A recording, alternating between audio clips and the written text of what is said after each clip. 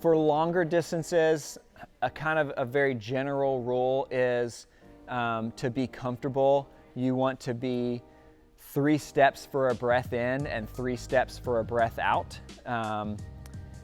But if you're running 150 steps a minute and your cadence isn't really good, then it's going to be harder to do.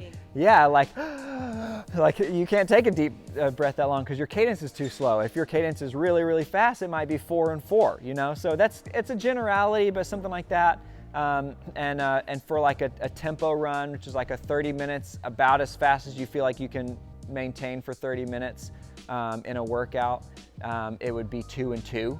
And so if you're starting a run and you're going to try to maintain a pace for 30 minutes and you're doing a really quick breath in, it only takes a step, and then two steps for a breath out, it's probably too hard. You need to ease back a little bit and find that rhythm, 2 breaths in, 2 breaths out. So there's a lot of stuff we could talk about breathing, but do it. those are, yeah. Do you ever do longer exhales just to get more CO2 out?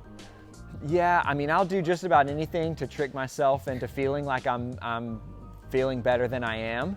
And so a deep breath in, a lot of times, sometimes, you just feel like you need to get a good breath out. And so I'll blow a big breath out. And so most of the time I'm in such a rhythm that I don't think about my breathing a whole lot.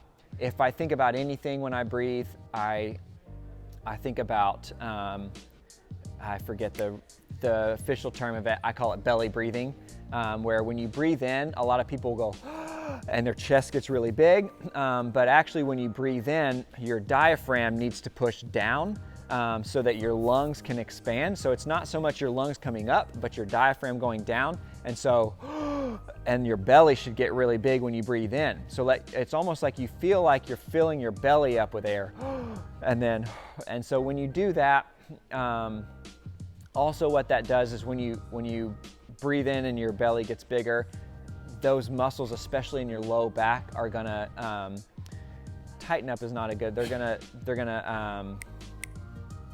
be more stable. They're gonna stabilize a little bit because of you pushing your belly out a little bit. So that can also kind of help in keeping your core strong, as just kind of taking a big breath and making sure your belly's coming out when you breathe in. That can help with core strength too. So if anything, sometimes I'll try to think about that, of breathing in and really letting my belly come out when I breathe in. So, yeah. And breathing out actually tenses those core muscles up as well. Again, I was a tennis player in high school, so you'll hear a lot of tennis players grunting. And the reason is because it's a forceful breath out, and it tenses up the core muscles, and the faster your core muscles, the more your core muscles are tensed up, the stronger your exterior muscles will be. So and really give a grunt when you hit is to tense up your back muscles and your core muscles so that even your shoulder will be stronger. So taking a big breath out definitely could help out a little bit. So.